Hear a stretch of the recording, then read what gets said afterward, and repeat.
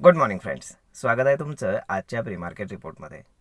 तर मग चला सुरुवात करूयात आजच्या या प्री मार्केट रिपोर्टला आणि जाणून घेऊयात की आज आपल्या स्टॉक मार्केटमध्ये काय होऊ शकतं ते. त्याआधी तुम्ही जर चॅनलवर नवीन असाल तर चॅनलला सबस्क्राईब करायला विसरू नका आणि डिस्क्रिप्शनमध्ये लिंक आहे त्यावरती क्लिक करून आपले डीमॅट अकाउंटही ओपन करायला विसरू नका. तर मग चला सुरुवात करूयात आजच्या या भागाला. मित्रांनो, काल आपलं मार्केट जरी बंद असलं तरी ग्लोबल मार्केट्स मात्र सुरू होते आणि काल रात्री US मार्केट जे आहे तर ते मिक्स क्लोज झालेलं आहे. याच्यामध्ये जो नॅसडॅक आहे, जो टेक्नॉलॉजी इंडेक्स आहे, तो फक्त ग्रीनमध्ये क्लोज आहे. बाकी इतर दोन इंडेक्सेस जे आहेत तर ते रेडमध्ये क्लोज आहेत. परंतु तिथे जास्त काही टेन्शन घेण्यासारखं नाही आहे. ओके, तर तिथे मार्केट बंद झाल्यानंतर आफ्टर मार्केट एनव्हिडिया जो आहे तर तो रिझल्ट घेऊन आलेला आहे आणि एनव्हिडिया खराब रिझल्ट आणू शकतो असं एक्सपेक्टेशन होतं. त्यामुळेच तिथे मार्केट बऱ्यापैकी डाऊन झालं होतं. परंतु एनव्हिडियानं फार चांगले नाही परंतु इनलाईन विथ द एक्सपेक्टेशन असे रिझल्ट आणलेले आहेत. म्हणजेच काय की यामुळे आता तिथले जे फ्युचर्स आहेत तर ते थोडेसे ग्रीनमध्ये ट्रेड करत आहेत. याचाच इम्पॅक्ट आपल्याला आपल्या मार्केटमध्ये आज पाहायला मिळू शकतो. यामध्ये मग जे टेक्नॉलॉजी स्टॉक्स आहेत, IT स्टॉक्स आहेत तर ते आज मार्केटला सपोर्ट करण्याचं काम करू शकतात. यामध्ये मग इन्फोसिस असेल, TCS वगैरे या कंपन्या आज थोड्याशा स्टेबल होऊन काम करतील. अदरवाईज बाकीचं जर आपण ग्लोबल मार्केट जर पाहिले तर ग्लोबल मार्केटमध्ये सुद्धा मिक्स परसेप्शन आहे, काही रेडमध्ये काही ग्रीनमध्ये. त्यानंतर जर आपण जापनीज मार्केट पाहिलं तर ते थोडंसं लोअर आहे, कोरियन मार्केटही थोडंसं लोअर आहे. परंतु फार काही असं जगामध्ये टेन्शन क्रिएट करण्यासारखं नाही आहे. परंतु आपल्याकडे आज मंथली एक्सपायरी आहे फेब्रुवारी सिरीजची, त्यामुळे आपल्याकडे मात्र वोलॅटिलिटी क्रिएट होऊ शकते, हे लक्षात असू द्या. आता जर आपण गिफ्ट निफ्टी पाहिली तर गिफ्ट निफ्टी मात्र फार वोलाटाईल आहे. मार्केट म्हणजे गिफ्ट निफ्टी कधी 100 पॉईंट वर जाते तर कधी खाली येते. कालपासनं बऱ्याच उठापटक त्याच्यामध्ये झालेले आहेत. तर मग आता याच्यामागचं बेसिकली रिझन हेच आहे की मंथली एक्सपायरी जी आहे तर त्याच्या पोझिशन्स तिथे ॲडजस्ट होत आहेत आणि त्यामुळे तिथं व्हॉल्यूमसुद्धा खूप वाढलेला आपल्याला पाहायला मिळतो गिफ्ट निफ्टीमध्ये आणि वोलॅटिलिटीसुद्धा पाहायला मिळते. म्हणजेच काय, आज आपल्या मार्केटमध्ये देखील बऱ्यापैकी वोलॅटिलिटी राहण्याची शक्यता आहे. आता यानंतर जर आपण बाकीच्या गोष्टी पाहिल्या तर FIs हे पुन्हा नेट सेलर्स होते. म्हणजेच परवा तर त्यांनी 3,500 कोटींचं सेलिंग केलं होतं. त्याच्या अगेन्स्ट डोमेस्टिक इन्स्टिट्यूशन्सनं 3,000 कोटींचं बाईंग केलं होतं.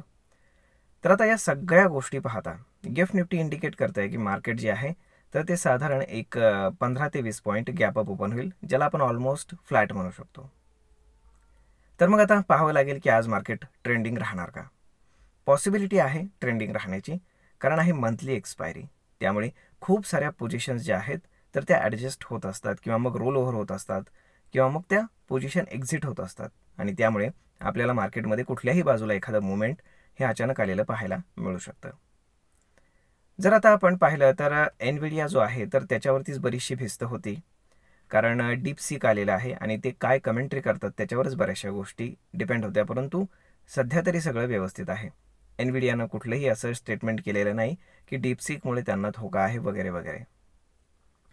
आता जर आपण पाहिलं तर बाकी स्टॉक स्पेसिफिक फार काही सांगण्यासारखं नाही आहे. परंतु आजची एक्सपायरी होऊ द्या, त्यानंतर कळेल की मार्केटमध्ये काय मुवमेंट आहे ते.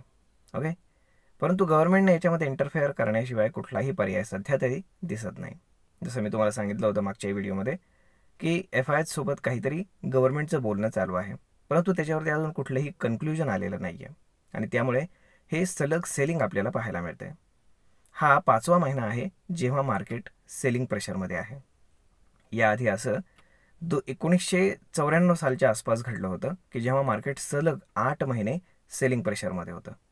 अदरवाईज बाकीचे म्हणजे अगदी लेहमन ब्रदर्सचा कोलॅप्स असेल किंवा मग कोरोना व्हायरसचा असेल तर यामध्ये हार्डली मार्केट 2 ते 3 महिने सेलिंग प्रेशरमध्ये होतं. परंतु सलग 5 महिने हे फार वर्षातनं घडतं. त्यामुळे इन्व्हेस्टर्स जे आहे ते थोडेसे पॅनिकमध्ये असणं स्वाभाविक आहे.